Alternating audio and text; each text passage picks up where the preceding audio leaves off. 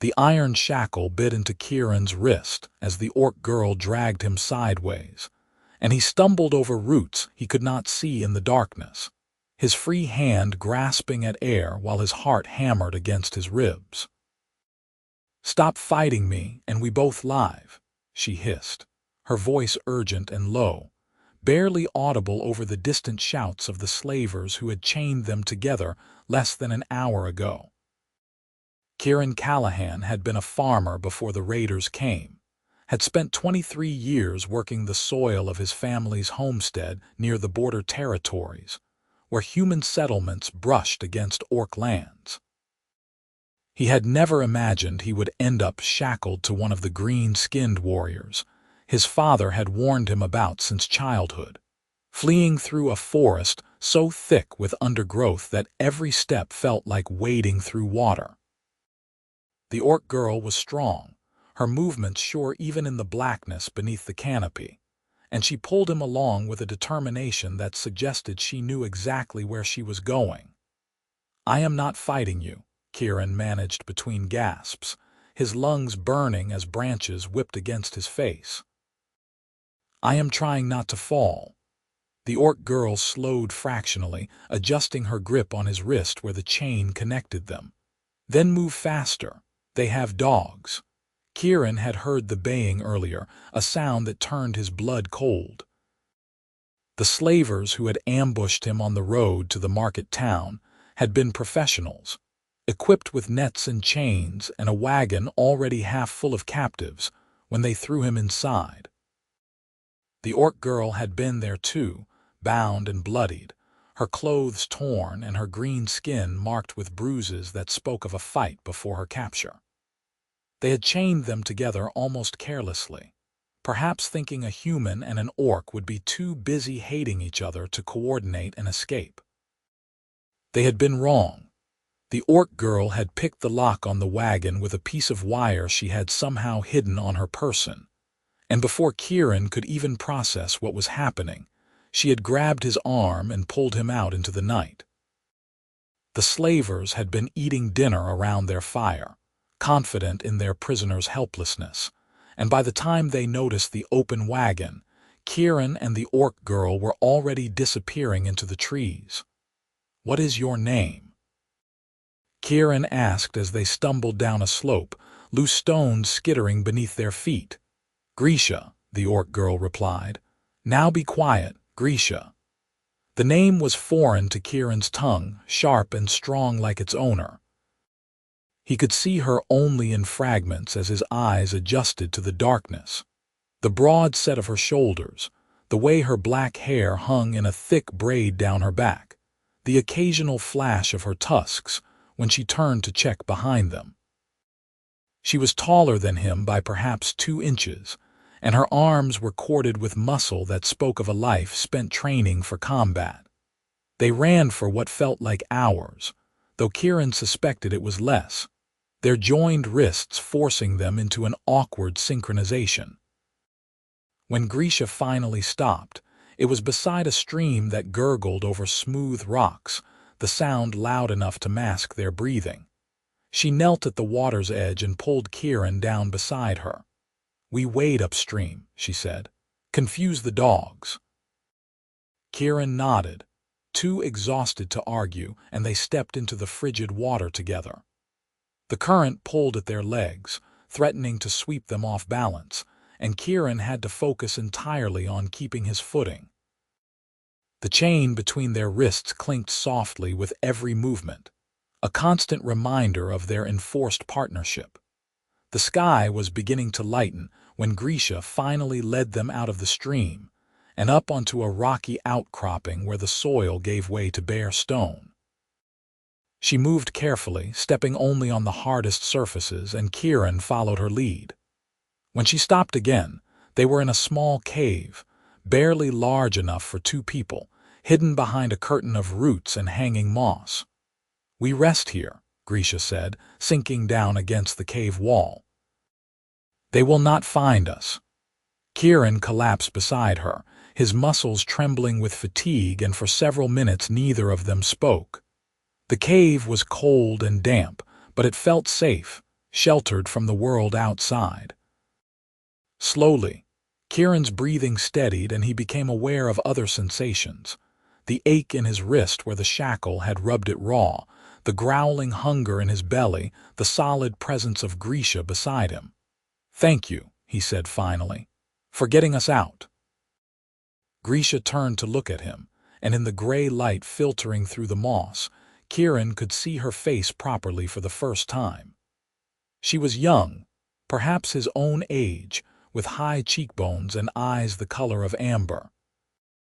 Her tusks were small, barely protruding past her lower lip, and there was a scar cutting through her left eyebrow that gave her a fierce appearance. But her expression was wary, guarded, as though she expected him to lash out at any moment. "You did not try to hold me back," she said. "Most humans would have. Why would I do that? We are in the same situation. Because I am an orc." Grisha said it flatly, as though stating an obvious fact. "Your kind does not trust mine." Kieran could not argue with that. He had grown up hearing stories about orcs, about their raids on human settlements, their savage nature, their contempt for civilized society. But he had also seen the way the slavers had treated Grisha, the casual cruelty in their blows, and he had recognized in her eyes the same desperate fear he had felt in his own chest. "Right now, we need each other," Kieran said. "That is what matters." Grisha studied him for a long moment, then gave a small nod. "We need to get this chain off. I can pick locks, but not this kind. These shackles need a key or a blacksmith." "There is a village half a day's walk from here," Kieran said, thinking of the map he had memorized before his journey. "Milford, they have a smith. Will they help an orc?" The question hung between them, heavy with implication. Kieran wanted to say yes, wanted to believe that the villagers of Milford would see past Grisha's green skin and help two people in need. But he knew the truth was more complicated. "I have a cousin there," he said instead. "Kellen Cartwright. He owes me a favor. He will help us." Grisha's eyes narrowed. "You are certain?" "I am certain he will help me, and since you and I are attached, he will have no choice but to help you too." A flicker of something that might have been amusement crossed Grisha's face. "Clever." They fell silent again, and Kieran found himself studying the cave around them. It was a natural formation, the walls rough and uneven, with mineral deposits glittering faintly in the growing light. Someone had been here before, he realized. There were scorch marks on the ceiling from old fires and a neat pile of kindling stacked in one corner. "We should sleep," Grisha said. "We cannot travel during the day. Too easy to spot." "Agreed." Kieran shifted, trying to find a comfortable position on the hard stone floor. The chain between them was perhaps 2 feet long, enough to allow some movement but not enough for true independence. "This is going to be awkward." "It already is." But Grisha's tone had lost some of its edge, and when she settled down beside him, she was careful not to pull on the chain. Sleep came surprisingly easily despite the discomfort, exhaustion overriding Kieran's anxiety. When he woke, the sun was high and light was streaming through the moss curtain in golden shafts. Grisha was already awake, sitting with her back against the wall, her eyes distant. "How long have you been up?" Kieran asked, his voice rough. "A while." Grisha did not look at him. "I was thinking." "About what?" "About what happens after we get the chain off." She turned to face him then, her expression serious. "I cannot go back to my clan. They will say I was careless, that I allowed myself to be captured. There is no honor in that." Kieran had not considered what would happen beyond their immediate escape. "Where will you go?" "I do not know. North, perhaps. There are orc settlements in the mountains that are less rigid about tradition." Grisha's jaw tightened. "Or maybe I will just keep moving. Stay away from both humans and orcs." The loneliness in her voice struck something in Kieran's chest. He thought about his own family, his parents and 2 younger sisters, all gone now. killed in the same raid that had destroyed their farm 3 months ago. He had been in town that day, selling grain, and by the time he returned, there was nothing left but ashes and graves he had dug with his own hands. "I understand," he said quietly, "about not being able to go home."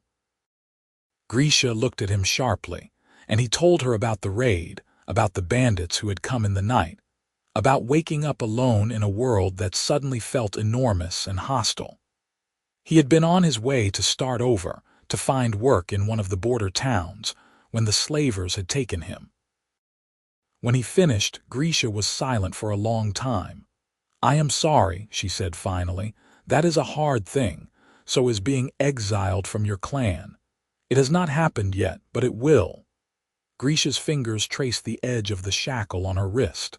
"My father is the clan war chief. He taught me to fight to survive, to never show weakness. Being captured by human slavers is about the worst weakness I could show. That is not fair. Anyone can be overwhelmed. Fair does not matter. Only strength matters." Kieran wanted to argue, but he could see the pain behind Grisha's stoic expression, the wound that went deeper than any physical injury. Instead, he reached into his pocket and pulled out a slightly crushed apple he had taken from the slavers' wagon during their escape. He had forgotten about it until now. "We should share this," he said, holding it up. Grisha blinked, surprised, then nodded. Kieran used his teeth to tear the apple in half, and they ate in companionable silence, the fruit sweet and crisp despite its bruising. The day passed slowly in the cave, the hours marked by the changing angle of the sunlight. They talked in fits and starts, sharing small pieces of their lives.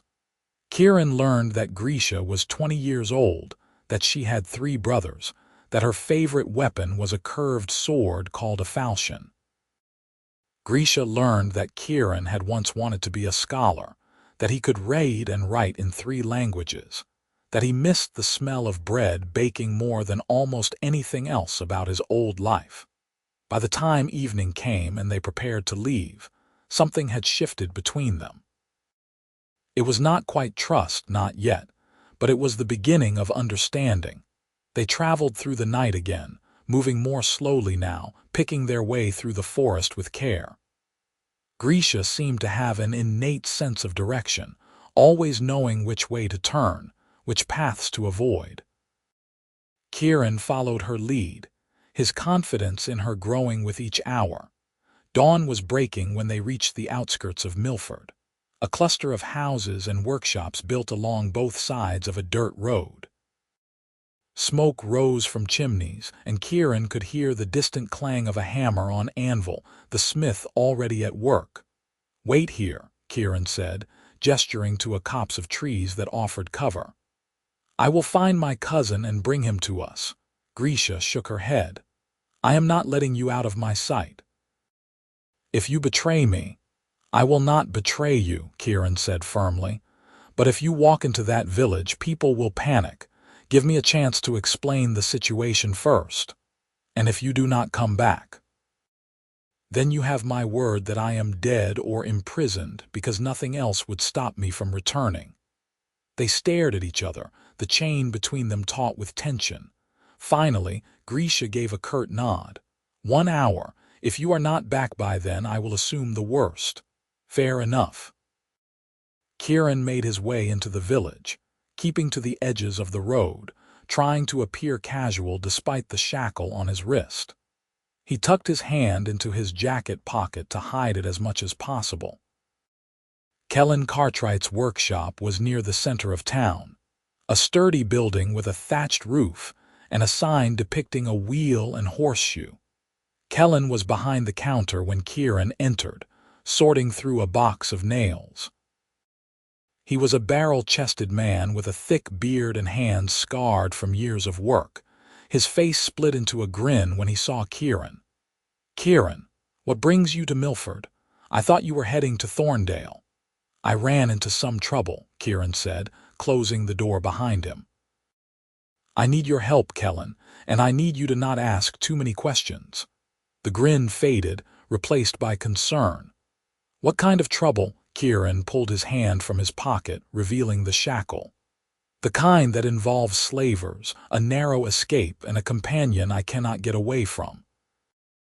Kellen's eyes widened. Gods above, are you hurt? No, but I need these shackles removed, both of them. Both, who else is? Kellen stopped, understanding dawning in his eyes. You are not alone. No, and Kellen, you need to understand something before you agree to help. My companion is an orc, a young woman. She saved both our lives, and right now we are chained together. I need you to free us without raising an alarm. Kellen's expression cycled through shock, disbelief, and finally resignation. Kieran, do you have any idea what you are asking? If people find out I helped an orc, then do not let them find out. Please, Kellen, you said you owed me for helping you when your barn burned down. I am calling in that debt. The silence stretched between them, broken only by the ticking of a clock on the wall. Finally, Kellen sighed and ran a hand through his hair. Where is she? In the trees north of town. I told her I would be back within an hour. Then we had better hurry. If anyone sees us leading an orc through town, there will be trouble. Kellen grabbed a leather tool roll from beneath the counter and stuffed it into a satchel. Let's go. They left through the back door and circled around the village, approaching the copse of trees from the direction Kieran had come. Grisha was exactly where he had left her, crouched behind a fallen log, her body tense and ready to fight or flee. She relaxed fractionally when she saw Kieran, but her eyes were wary as they fixed on Kellen. This is my cousin, Kellen Cartwright, Kieran said. He is going to get us out of these shackles. Grisha stood slowly, her full height impressive in the morning light. Kellen swallowed hard, but to his credit, he did not back away. Instead, he knelt and gestured for them to sit. Let me see what we are working with, he said, his voice steady. The shackles were well made, Kellen explained as he examined them, with locks designed to resist picking. But they were not proof against a skilled craftsman with the right tools. He worked in silence for several minutes, his brow furrowed in concentration, while Kieran and Grisha sat as still as possible. There, Kellen said finally, and the shackle on Kieran's wrist sprang open. The relief was immediate, the absence of weight and pressure almost dizzying. Kellen moved to Grisha's wrist next, and within moments, she too was free. She rubbed at the raw skin beneath where the metal had chafed, her expression unreadable. Thank you, she said, her voice formal. You have my gratitude. Kellen nodded, packing his tools away. Just do me a favor and get far from here before anyone notices. And Kieran, you are welcome in my home anytime, but next time warn me before you bring an orc to my doorstep. There will not be a next time, Kieran promised. Thank you, cousin. I will not forget this. They parted ways, Kellen heading back to town while Kieran and Grisha moved deeper into the forest. It was only when they were well away from Milford that Kieran realized something fundamental had changed. They were no longer bound together, no longer forced to stay side by side. Grisha seemed to realize it at the same moment. She stopped walking and turned to face him, her amber eyes searching his face. You are free now, she said. You can go wherever you want, so can you? Yes.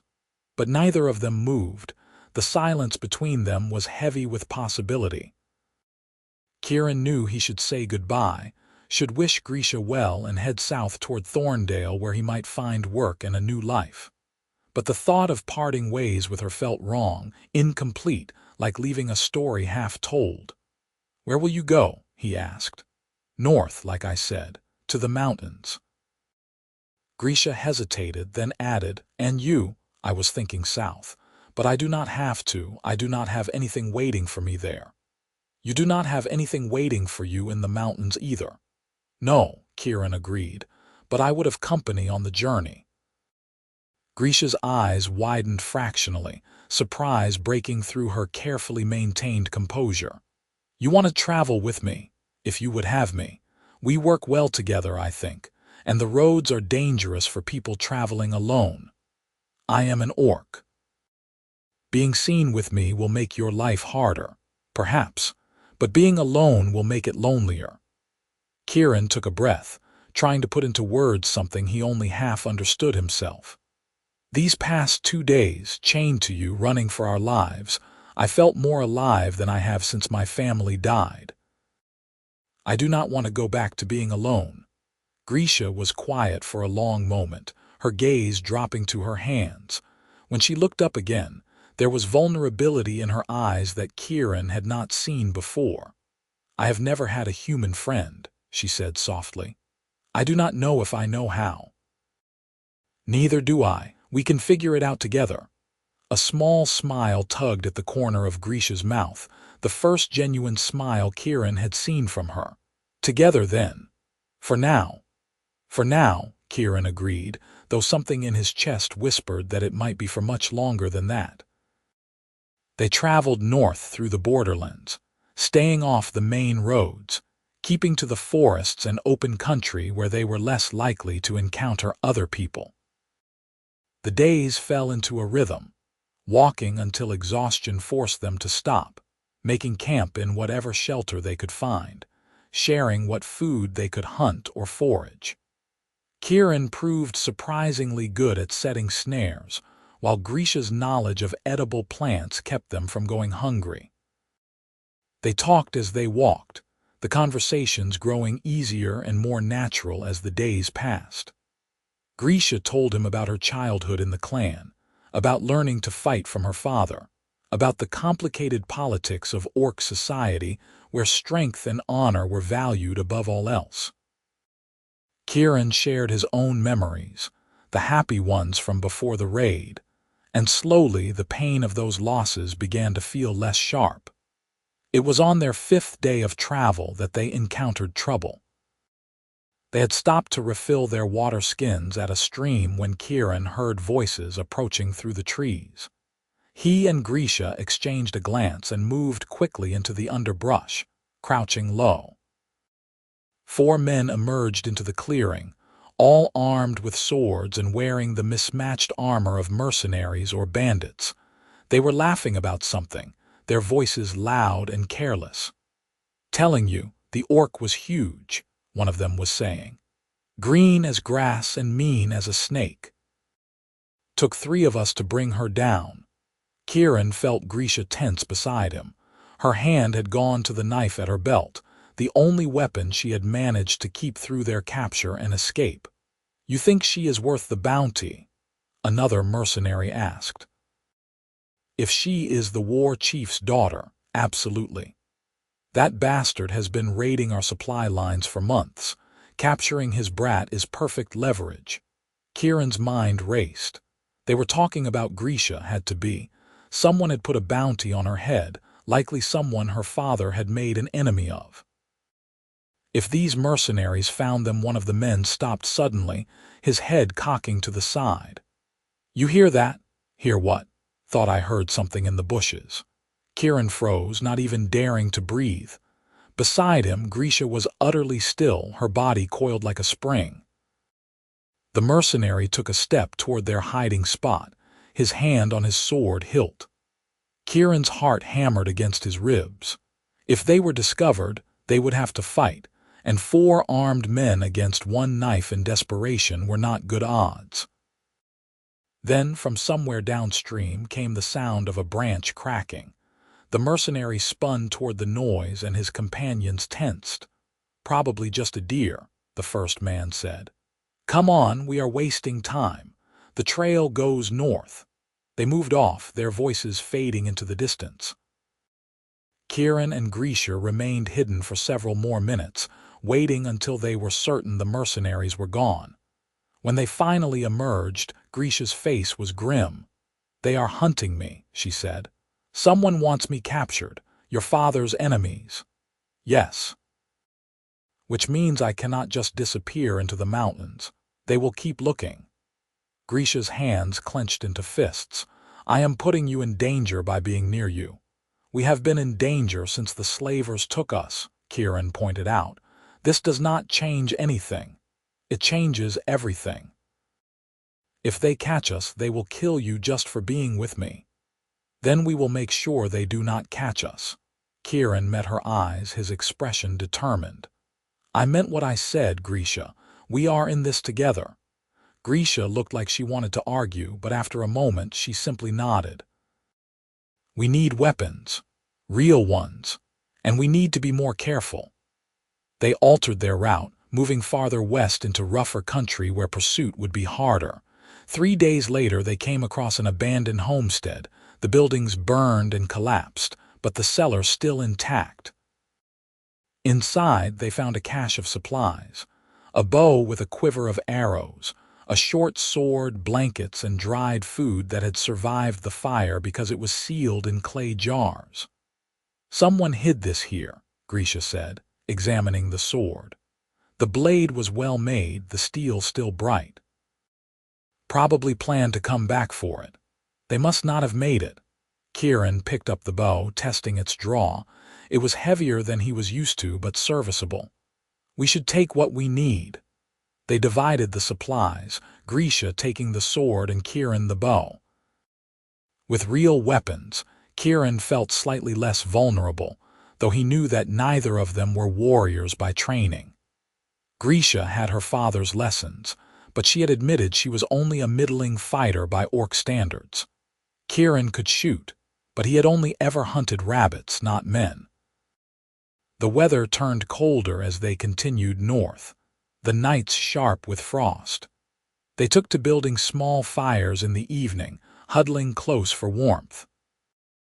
It was during one of these nights, as they sat shoulder to shoulder watching the flames, that Kieran realized how much he had come to depend on Grisha's presence. It was more than just practical reliance. He liked the sound of her voice, the way she saw the world through such different eyes than his own. He liked her dry humor, the occasional flash of her smile, the way she listened when he talked, as though his words actually mattered. And he was beginning to suspect that what he felt for her was not just friendship. The thought unsettled him. Humans and orcs did not fall in love.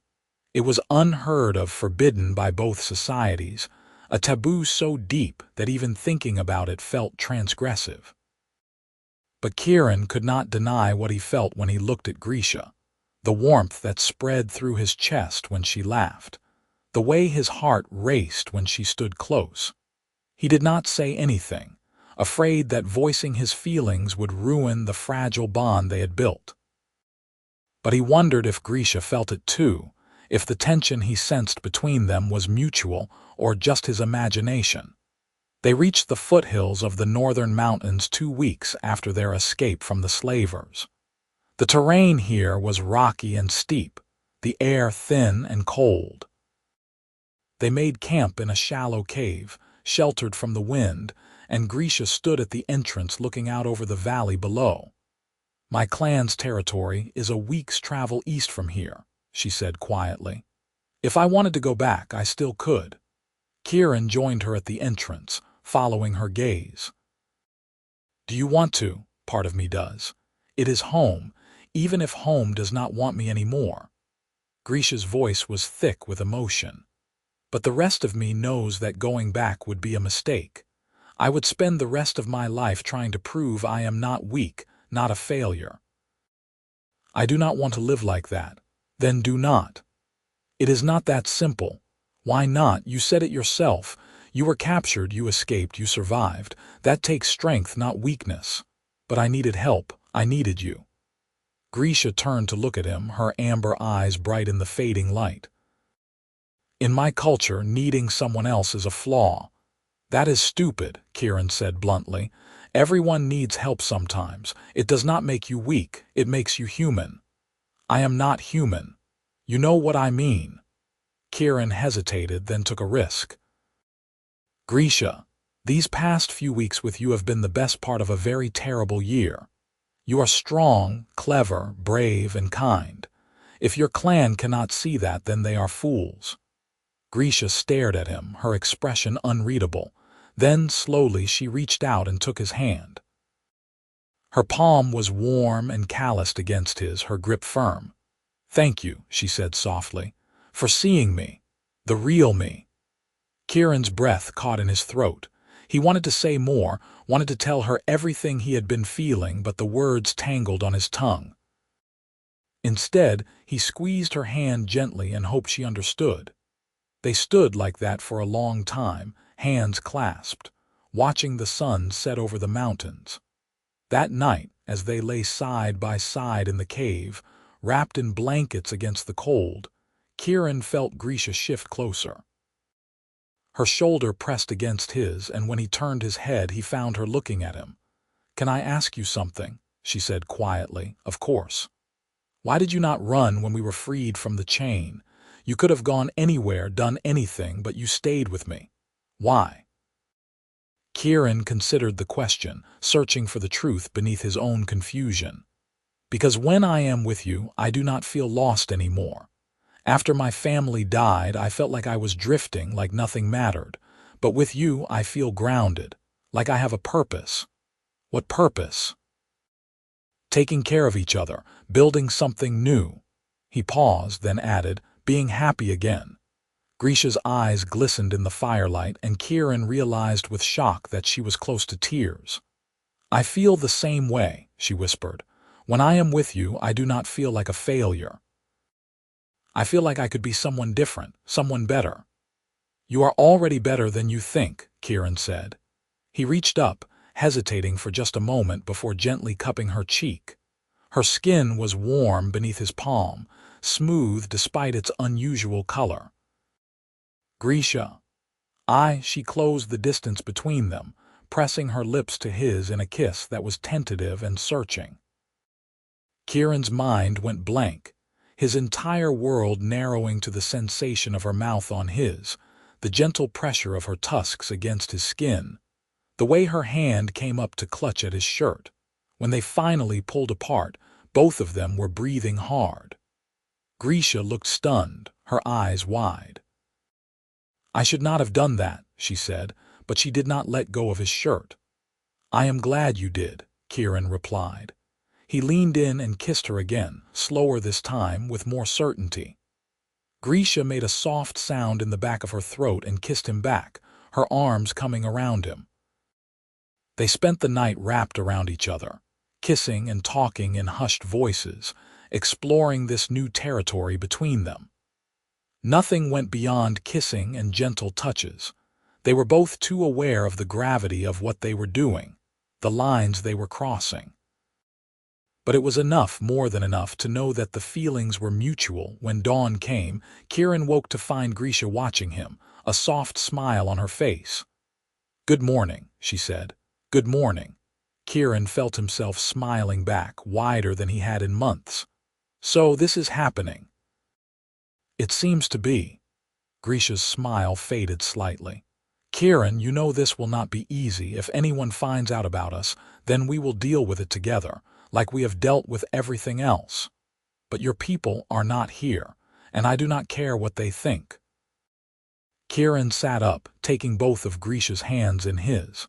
"I care about you. I want to be with you. If that makes me strange or wrong in the eyes of others, so be it." Grisha's eyes searched his face as though looking for doubt or deception. Whatever she saw seemed to satisfy her because she nodded slowly. "Together then, for real this time, for real." They continued their journey north, but something fundamental had shifted between them. They walked closer now, hands occasionally brushing. They made camp earlier in the evenings so they could have more time to talk and kiss and learn each other.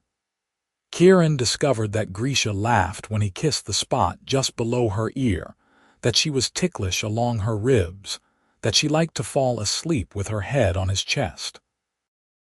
Grisha learned that Kieran was self-conscious about a scar on his shoulder from a childhood accident, that he had a surprisingly good singing voice, that he was most affectionate in the early morning before he was fully awake. They were happy, Kieran realized one day as they walked through a meadow filled with wildflowers. Despite everything they had been through, despite the uncertainty of their future, he was genuinely, deeply happy. And judging by the way Grisha smiled at him when she thought he was not looking, she felt the same. But their happiness was not destined to remain unchallenged. They had been traveling for nearly a month when they encountered the first signs of habitation, a well-worn path, a marked boundary stone, and in the distance, smoke rising from cooking fires. Grisha tensed when she saw it. "That is an orc settlement," she said. "A small one, but permanent." "Should we avoid it?" Grisha hesitated. "We need supplies, and information about what lies ahead. But Kieran, you have to understand that if we go into that village, you will not be welcome. I have you with me. That should count for something. Maybe. Or maybe they will think I am your captive and try to rescue me." Kieran had not considered that possibility. "So what do? We go in together. We tell the truth, that we are traveling companions, that we mean no harm, that we just need to restock our supplies, and then we will be on our way. And if they do not believe us, then we run." Again. They approached the settlement cautiously, hands visible and weapons piece bonded to show they meant no threat. The village was small, perhaps 20 buildings clustered around a central fire pit. Orcs of all ages stopped what they were doing to stare as Kieran and Grisha entered, their expressions ranging from surprise to suspicion to outright hostility. An older orc woman stepped forward, her gray hair braided with beads, her bearing proud. She wore the tattoos of a clan elder on her arms. "Who are you, and why do you bring a human into our village?" she demanded, her eyes fixed on Grisha. "My name is Grisha, daughter of Korag, war chief of the Iron Ridge clan. This is Kieran Callahan. We are traveling north and hope to trade for supplies." The elder's eyes narrowed. "Grisha of Iron Ridge, I have heard of you. Your father is searching for you." Grisha's jaw tightened. "I know, I am not going back." "Because you were captured by slavers," the elder said, and Kieran realized that news of their escape had spread. "Your father considers it a disgrace." "My father considers many things a disgrace. That is his problem, not mine." "And the human? What is he to you?" The entire village seemed to hold its breath, waiting for Grisha's answer. Kieran felt every eye on them, judging, measuring. He reached out and took Grisha's hand, squeezing gently. Grisha looked down at their joined hands, then back at the elder. When she spoke, her voice was steady and clear. "Kieran is my partner, my chosen companion. He saved my life and I saved his, and we have decided to make our way in the world together." A ripple of shock ran through the crowd. The elder's eyes widened, and for a moment she simply stared at them. "You claim a human as your mate," she said, disbelief heavy in her voice. "I do. That is forbidden. It is unnatural. It is my choice." Grisha's chin lifted defiantly. "I have already been cast out by my clan in all but name. I have nothing left to lose by following my heart." The elder studied them both for a long moment, her expression unreadable. Then, surprisingly, she sighed. "You are young and foolish," she said, but there was less hostility in her voice now. "But you are also brave to stand here and declare yourselves so openly. Very well. You may trade here and you may stay the night if you wish. But I warn you, Grisha of Iron Ridge, this path you have chosen will bring you pain. Humans and orcs are not meant to be together." "With respect, elder, I disagree," Grisha said. "We are meant to be exactly where we choose to be." The elder shook her head but did not argue further. She gestured to one of the younger orcs. "Mara will help you with your trading. After that, you are on your own." They spent the afternoon in the village, trading the last of their coins for dried meat, flour, and other supplies. The orcs watched them constantly, their stares a mix of curiosity and disapproval, but no one challenged them directly. Kieran found the atmosphere oppressive, the weight of judgment heavy on his shoulders. That night, they were given a small hut at the edge of the village to sleep in. It was sparse but clean, with a fire pit and straw mattresses. As soon as they were alone, Kieran pulled Grisha into his arms. "Are you all right?" he asked. "I knew it would be like this," Grisha said, her voice muffled against his shoulder. But saying it out loud, claiming you in front of them, it made it real.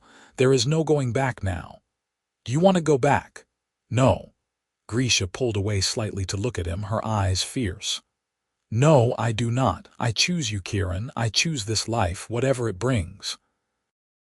"Then we will face it together," Kieran said, and kissed her.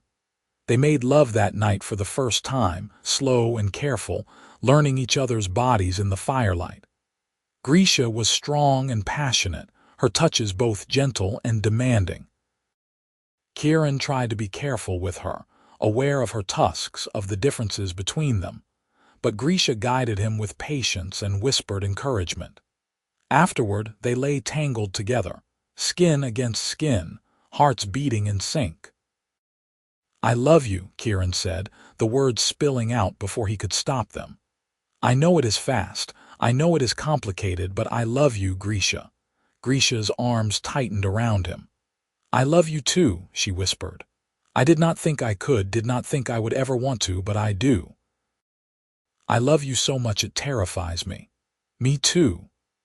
They fell asleep like that, wrapped around each other, and when Kieran woke in the gray light of dawn, he felt more certain of his path than he had in years. They left the village at first light, thanking the elder for her hospitality. As they walked away, Kieran glanced back once and saw several of the younger orcs watching them with expressions that might have been longing, as though they wished they too had the courage to defy tradition. "You think we will face this everywhere we go?" Kieran asked as the village disappeared behind them. "Probably," Grisha said, "but eventually we will find a place where we can just be, where no one cares that you are human and I am an orc. And if that place does not exist, then we will make it." They traveled for another week through increasingly rugged terrain, climbing higher into the mountains.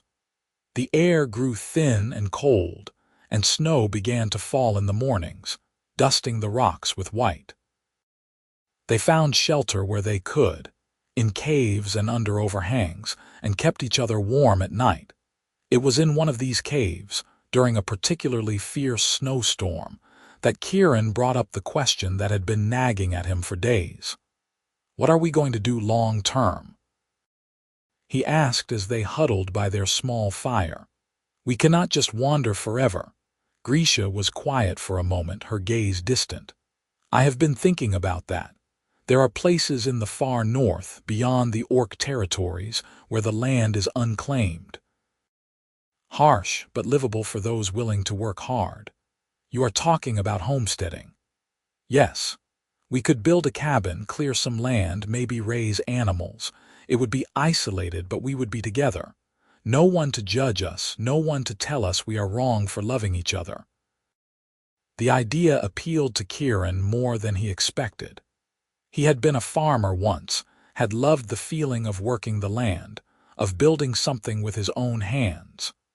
The thought of doing that with Grisha, of creating a home that was truly theirs, filled him with hope. "I think that sounds perfect," he said. Grisha smiled, relief evident in her expression. "Then that is what we will do. We will find a place and we will make it ours. When do we start looking?" "As soon as this storm clears." They spent the next 3 days trapped in the cave by the blizzard, but Kieran did not mind. It gave them time to plan, to dream about what their future might look like.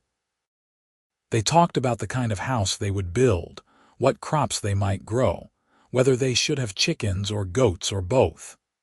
They talked about children too, tentatively, aware of how complicated that question was given their different species, but hopeful nonetheless. When the storm finally broke, they emerged into a world transformed by snow, the mountains gleaming white under a brilliant blue sky. They continued north, following game trails and frozen streams, searching for the right place. They found it 2 weeks later, A valley nestled between two peaks, sheltered from the worst winds, with a stream running through it that would not freeze even in the deepest winter. There was timber nearby for building, and the soil, though rocky, looked like it would support hardy crops. It was perfect. "This is it," Grisha said, standing in the center of the valley, her arms spread wide. "This is our home." Kieran joined her, taking in the view. "It is beautiful. It will be a lot of work, I know, but we have nothing but time." They made camp that night on the spot where they planned to build their house, and as they lay under the stars, Kieran felt a profound sense of peace. For the first time since his family died, he had a purpose, a future he could believe in. The work began the next day. They felled trees and stripped them, hauling the logs to their building site. Kieran's muscles, softened by weeks of travel, hardened again as he swung the axe. Grisha worked beside him, her strength impressive, able to carry logs that Kieran could barely drag. It took them a month to build the basic structure of the cabin, a simple one-room affair with a stone fireplace and a thatched roof. It was not much, but it was solid and warm, and it was theirs. They spent the rest of the autumn preparing for winter, hunting and smoking meat, gathering firewood, reinforcing the cabin against the cold. They also planted a small garden with the seeds they had traded for in the orc village, hoping to have fresh vegetables come spring. Winter arrived with a vengeance, burying the valley in snow and isolating them completely from the rest of the world. But Kieran and Grisha did not mind. They had each other, and they had their home, and that was enough. The long winter nights were spent by the fire, talking and laughing and making love. Grisha taught Kieran some of the orc language, and he taught her more complicated human words. They cooked together, Kieran's knowledge of seasoning combining with Grisha's skill at preparing game to create meals that were surprisingly good. It was during one of these quiet evenings, as they sat together watching the fire, that Kieran realized he wanted to make their union official. "Grisha," he said, turning to face her. "In human culture, when two people love each other and want to spend their lives together, they get married. It is a ceremony, a public declaration of commitment." Grisha raised an eyebrow. "I know what marriage is. Orcs have something similar, though we call it bonding. Would you want to do that with me?" Grisha's eyes widened. "Are you asking me to marry you?" "I am." Kieran took her hands, his heart pounding. "I know we do not have anyone to perform a ceremony, and I do not have a ring to give you, but I want you to know that I am committed to you for the rest of my life. I want to call you my wife." Tears spilled down Grisha's cheeks, but she was smiling. "Yes," she said, her voice choked with emotion. "Yes, I will marry you." They made their own ceremony there by the firelight. They spoke vows to each other, promises of love and loyalty, of standing together against whatever challenges might come. Kieran cut a strand of his hair and braided it with a strand of Grisha's, binding them together symbolically. "I take you as my husband," Grisha said, her voice steady and strong. "I take you as my wife," Kieran replied. They sealed it with a kiss, and in that moment, Kieran felt that no official ceremony could have made their bond any stronger or more real. Winter eventually gave way to spring, the snow melting to reveal the valley green and alive. Their garden sprouted, tender shoots pushing up through the dark soil.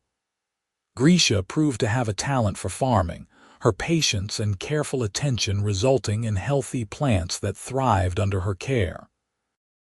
One morning, as Kieran was checking the snares he had set near the stream, he heard voices in the distance. His first instinct was alarm. They had seen no one since the first snowfall, had been completely alone for months. But the voices did not sound threatening, just surprised. He hurried back to the cabin and found Grisha standing in the doorway, her hand on her sword. 3 people were approaching up the valley. A human man, An orc woman and a child of mixed heritage, their skin a mottled green and tan. Kieran and Grisha exchanged a glance, then stepped forward together to meet the newcomers. The human man raised his hands in a gesture of peace. "We mean no harm," he called out. "We are travelers, looking for a place to settle. We saw the smoke from your fire." Kieran studied them carefully. The man was young, perhaps a few years younger than Kieran, with dark hair and a beard. The orc woman was tall and lean, with intelligent eyes. The child, who looked to be about 5 years old, clung to her hand. "This is our land," Grisha said, her voice cautious but not hostile. "We claimed it last autumn." "We understand," the orc woman said. "We are not here to dispute your claim, but we have been searching for a place where people like us can live without judgment.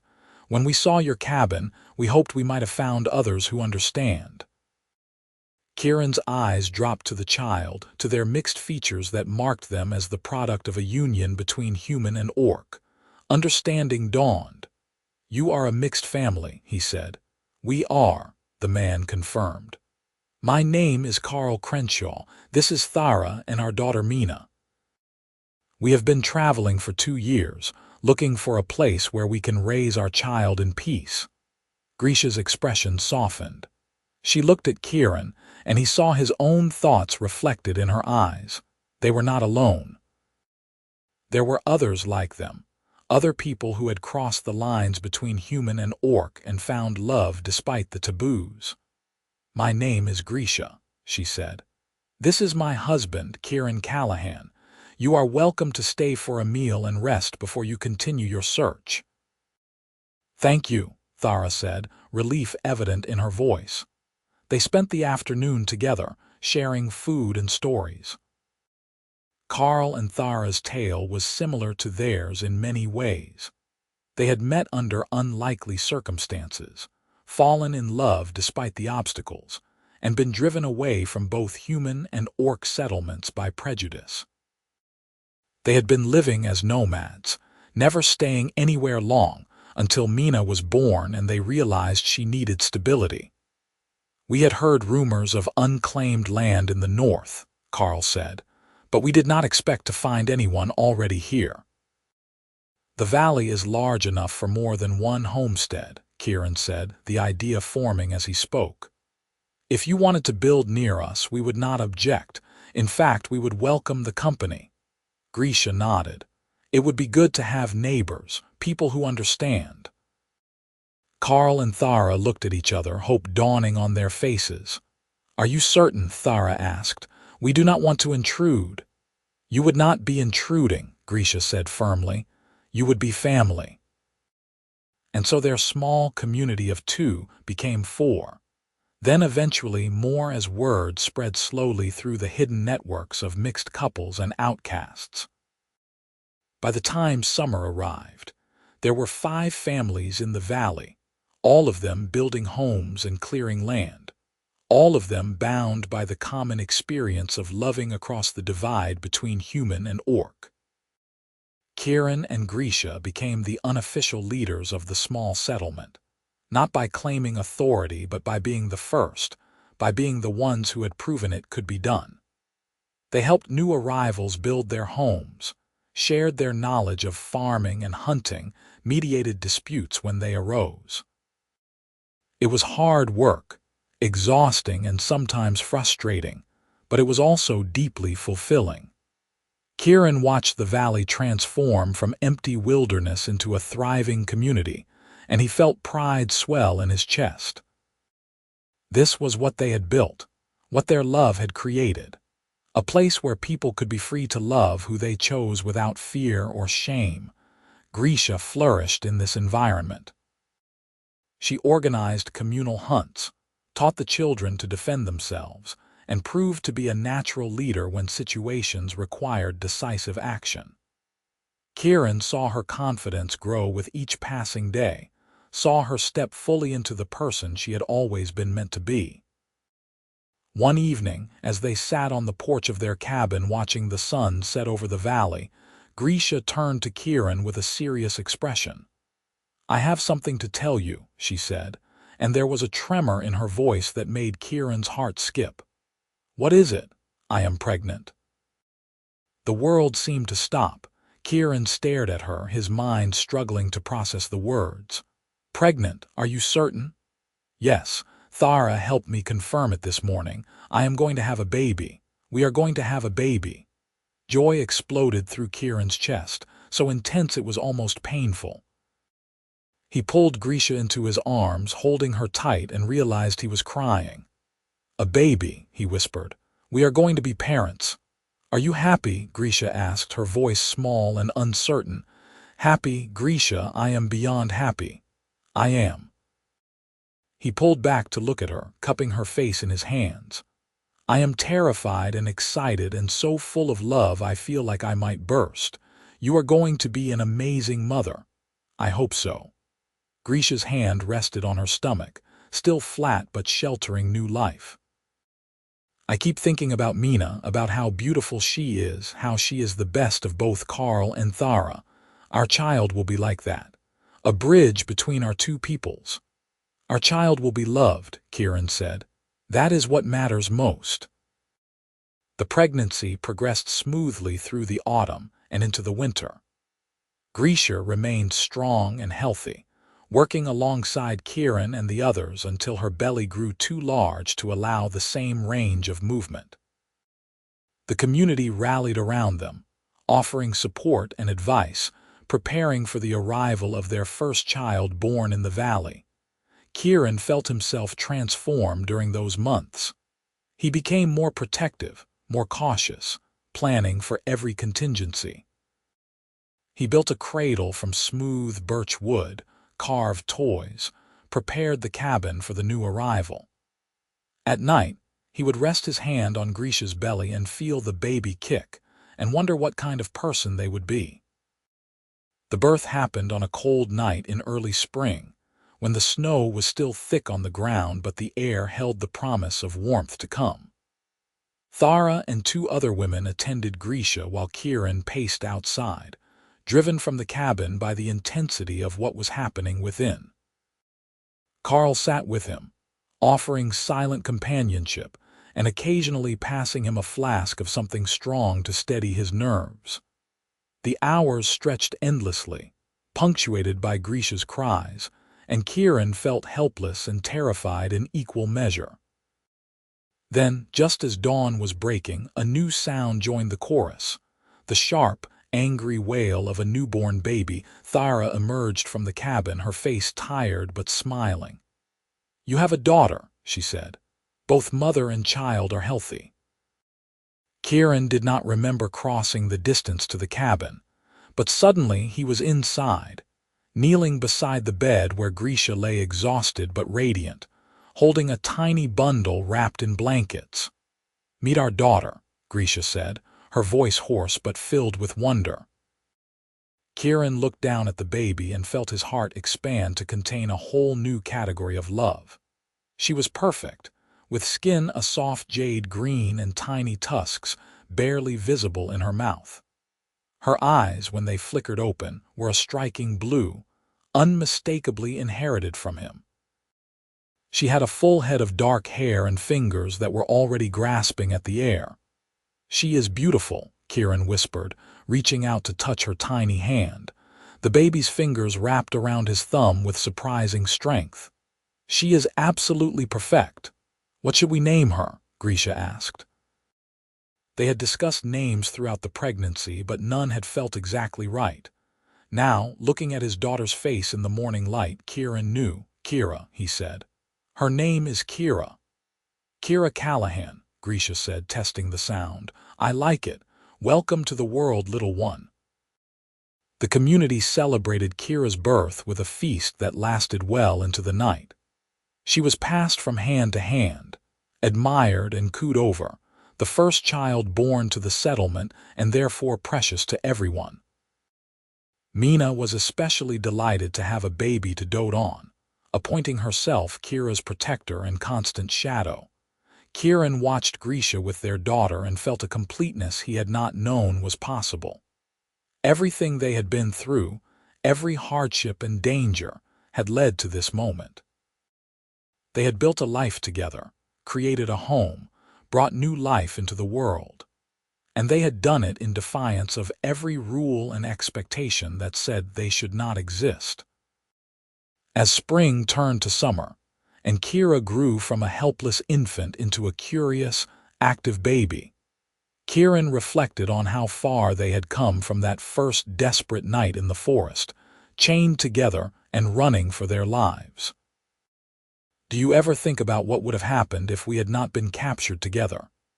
he asked Grisha one evening as they sat watching Kira toddle around the yard, her steps still uncertain but her determination absolute. "Sometimes," Grisha admitted. "I think I would have made it to the mountains, would have lived alone or maybe found an exile clan to join. I would have survived, but I would not have lived. Not really.